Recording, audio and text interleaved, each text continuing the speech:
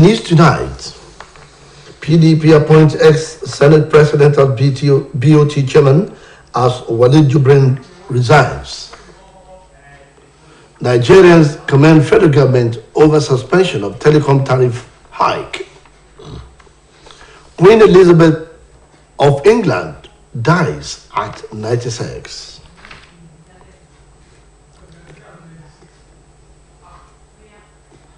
Good evening, welcome to the major report. Babatunde Bolatito is my name. The People's Democratic Party has appointed former Senate President Adolphus Wabara as a Board of Trustees Chairman. The former lawmaker was named acting chairman of BOT of the party following the resignation of Walid Jibrin. He has also been named as political advisor to the national chairman of the PDP, Yocha Ayu. Wabara, who was before now the secretary of the BOT of the PDP, will be appointed to the Presidential Campaign Council of the PDP. Reports say the decision was taken today at the BOT meeting in Abuja. Walid said his resignation was to curb the crisis in the party and make sure that the presidential candidate of the PDP, Alhaji Atiku Abubakar, emerged president in 2023. Meanwhile, Oyo State Governor Seyi Makinde has emerged as the new chairman of the People's Democratic Party Governors Forum. Makinde emerged as the new chairman of the PDP Governors Forum after the former chairman, Governor Aminu Tambuwal of Sokoto State, resigns from the position. It was also learned that NEC of the PDP party voted confidence on the PDP National Chairman, Senator Yocha Ayu, putting to rest the clamor for his resignation by some aggrieved party members.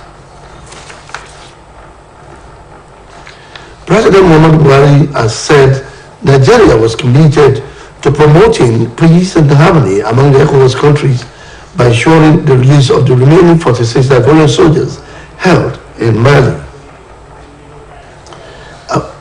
According to a statement signed by Special Advisor on Media and Publicity, Femi Adesina, Buhari spoke after receiving updates from former President Goodluck Jonathan on the conflict between Mali and Cote d'Ivoire over the latter's soldiers who have been detained since July this year. It was learned that 49 Ivorian soldiers had been detained in Mali for unlawful entry, while only 3 females in the team had been released, leaving 46 in custody, as the 4-month-long issue and strained diplomatic relations between the two West African countries. Meanwhile, the Cote d'Ivoire condemned the act as hostage-taking and said it may take action, prompting the intervention of ECOWAS leaders as advocated by the Special Envoy, former President Goodluck Jonathan. Secretary to the Government of the Federation, Mr. Boss Mustafa, said President Muhammadu Buhari is committed to the improvement of the welfare of Nigerians. Mustafa was represented by the Senior Special Advisor to the President on Policy and Coordination, Dr. Abib Muda Lawal, said this at the 2023 Population Analysis Census Breakfast meeting with partners in Abuja. He said practical demonstration has been given to the commitment through formulation and implementation of landmark projects in education, health, economy, infrastructure, and social investment drive. Mustafa also explained that the country's policies and programs were driven by the strong conviction that Nigerian people were the greatest asset in the development process. Mustafa described the April 2023 consensus as historic moment for the nation and embodies national aspiration and commitment to take the nation to the highest pedestal of development planning. Nigerians have commended the federal government effort in rescinding the proposed increment of 5% of tax on telecommunication companies. Those who spoke with OSBC News noted that the government's decision will help in subsiding the hassle being posed on the masses. Oluwatomiloba Odunuga now completes the story. Nigerians have commended the federal government over the suspension of the proposed excise duty on telecommunication services, which had earlier been revealed by the federal government through the Budget Office of the Federation. to begin the implementation of its proposed excise duties of 5% on telecommunication services and beverages in 2023. The suspension, which was announced by the Minister of Communications and Digital Economy, Issa Pantami, during the inaugural meeting of the Presidential Committee on Excise Duty for the Digital Economy Sector in Abuja, has continued to generate more controversies from well-meaning individuals in the country. Speaking in separate interviews on this development, respondents including Dr. Soji Akinpelu and Mr. Abamigbade Mohammed noted that it seems that the federal government and other stakeholders are feeling the pains of the masses with the current situation of the nation's economy. They commended the federal government for looking into the hardship that the excise duties of 5% on telecommunication services will cause the masses. Dr. Akinpelu and Mr. Mohammed noted that the importance, usefulness, and the accessibility of telecommunication services in Nigeria today cannot be over-emphasized. Once they increase on these companies, the load will come back to the masses, and we are going to bear the brunt of the whole thing. Now, the government is kind their decision to, put it on hold. It's a lot of joy. It's a commendable decision because the country is hard already, and it will ease the business of those that are in charge of telecommunication as well. So it is commendable. The duo urged the federal government and other stakeholders in the economic sector to look inward to find solutions to other lapses in the sector so as to ease the burden imposed on the citizens through the economic downturn. Oluwa Tobiloba, Odunuga, reporting for OSBC News. Minister of Transportation Boaz Sembo said after the support of the Nigerian National Petroleum Corporation Limited will secure the establishment of a strong and sustainable national fleet in 2 months. The minister stated this in Abuja when he received an interim report from the Nigerian Fleet Implementation Committee on the need for establishment of a strong and sustainable national fleet. Speaking of how the project can be immediately realized, he said if the NNPC could give all the more support, the establishment of national shipping will be certain. Meanwhile, the chairman of the Nigerian Fleet Implementation Committee, Emmanuel Jime, said the committee was constituted by the immediate past Minister of Transportation, Rotimi Amechi, to implement the recommendation in an earlier ministerial committee on modalities for the establishment of a Nigerian fleet. Jime was represented by the Managing Director, Sea Transport Group, and a member of the FFIC, Abinu, stated that the initiative was a way of responding to the non-participation of Nigerians in the carriage of the country's international cargo, as well as the loss of freight revenue, jobs, and other benefits. Federal government has vowed it will sanction foreign airlines selling tickets to Nigerians in dollars, stressing that the practice violates the country's laws. Minister of Aviation Hadi Sirika disclosed this while fielding questions from reporters after the Federal Executive Council meeting chaired by President Muhammadu Buhari at the Presidential Villa, Abuja. Sirika announced that Nigeria Civil Aviation Authority officials have already been directed to protect the interests of Nigerians and that no violator will be spared. The minister said the report revealed some of the airlines were refusing Nigeria the naira and charging fares in dollars, while others blocked local travel agencies from accessing their websites. The minister also debunked a report that Nigeria Air Project has expended over 14.6 billion naira of government funds, despite having only 5% stake in the airline. Osho State Commissioner of Police, Olawale Olokode, has explained that there was no agreement to pay constabularies recruited under the Community Policing Initiative. The command spokesperson, Yemisi Opalola, gave the explanation in a statement said in reaction to the protest staged by the 480 constabularies over alleged unpaid 18-month stipends across major streets of Oshobo. Olokode, however, said the state or local government where the constabularies were serving may decide to give them stipend. The statement said that the community policing constabulary scheme of the force is a purely voluntary service which the federal government initiative to improve security at the grassroots level. As the world celebrates World Physiotherapy Day, Nigerians have been employed to engage in regular exercise to strengthen the muscles and improve their health. The unit chairman of the Association of Clinical and Academics of Physiotherapists of Nigeria, Osun State Branch, Mr. Oluwashina Adekunle, who stated this at the event organized to celebrate the World Physiotherapy Day 2022, noted that regular exercise promotes for every living. Oluwatobiloba now reports.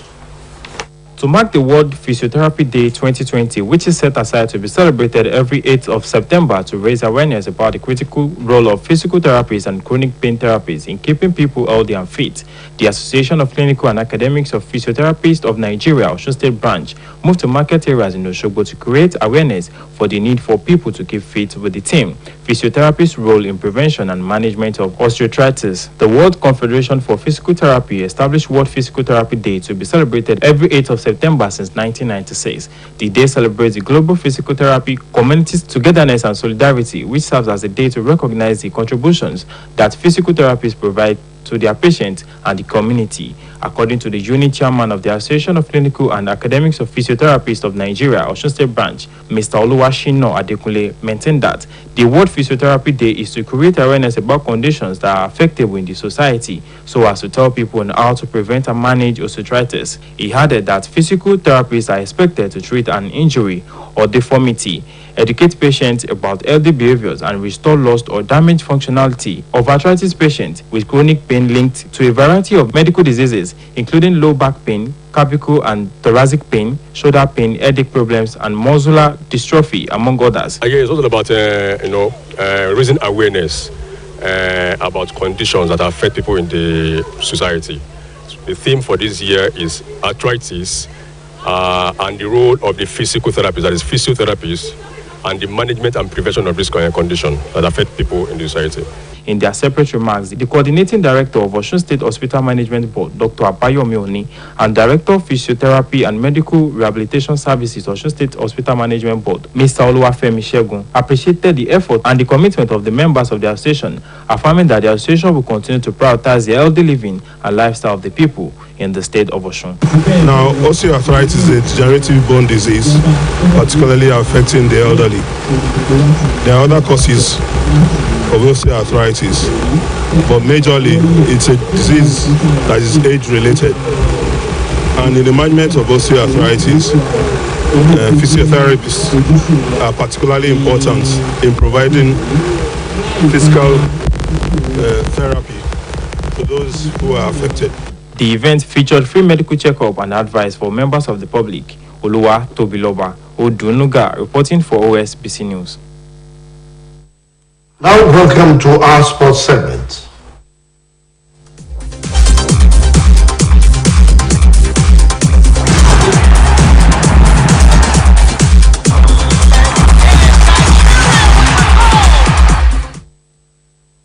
Chelsea have reached a verbal agreement with Brighton manager Graham Potter to replace Thomas Tuchel as their next head coach. Tuchel was sacked in the wake of Chelsea's 1-0 loss to Dynamo Zagreb in the Champions League and just 6 games into the new Premier League season. Omatayo Adebolu has the details of this and more from the world of sports. Is set to be appointed Chelsea manager in the next 24 hours, ending his 3-year spell with Brighton. Potter, who is 47 years, spoke to Chelsea's owner Todd Boehly after Thomas Tuchel was sacked and has reached a verbal agreement with the club. Potter was at Brighton's training ground today but did not lead the team section.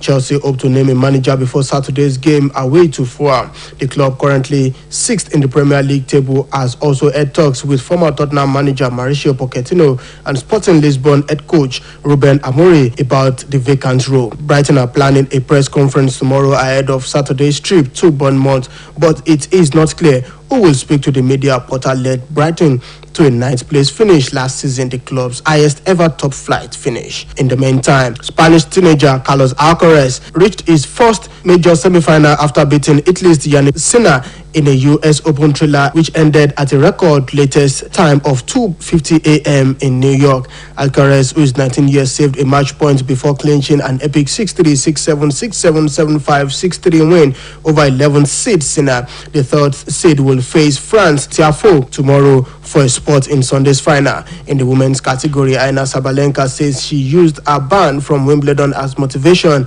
in her quest for Grand Slam success after reaching the U.S. Open semi-final. Sabalenka, who beat Czech's 22nd seed Pliskova 6-1, 7-6, will play Poland's world number one Iga Swiatek in the semi-final. Swiatek, who is 21 years, advanced to the last four in New York for the first time with a scrappy 6-3, 7-6 win over American hope Jessica Pegula. In another development, just 1 week since window 4 of the African qualifier for the 2023 FIBA World Cup came to a close, the basketball governing body FIBA has released the power ranking indicating where each team stands ahead of the final window in February 2023. Following the release of the power ranking by FIBA, Nigeria, after dropping 4 places, currently occupies the 9th position, putting their chances of qualifying for the World Cup in jeopardy. South Sudan, Egypt, and Angola occupies the 2nd, 3rd, 4th, and 5th position respectively. Cape Verde, Tunisia, and DR Congo are the other teams ahead of Nigeria in 6th, 7th, and 8th position. 16 teams are competing in FIBA Basketball World Cup 2023 African qualifiers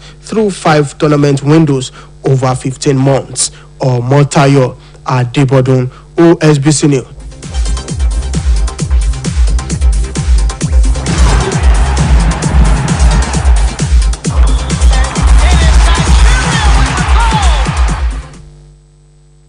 Queen Elizabeth II, the longest reigning monarch in British history, has died at the age of 96. Prince Charles, 73, heir to the throne since the age of 3, is now king and will be officially proclaimed so as St. James Palace in London as soon as practically possible. In a statement, Buckingham Palace said the Queen died peacefully at Balmoral this afternoon. The King and the Queen's consort will remain at Balmoral this evening and will return to London tomorrow. Flags on landmark buildings in Britain were being lowered to as period of official mourning was announced. As Queen of the UK and 14 other realms and head of the 54-nation Commonwealth, Elizabeth II was easily the world's most recognizable head of state during an extraordinarily long reign.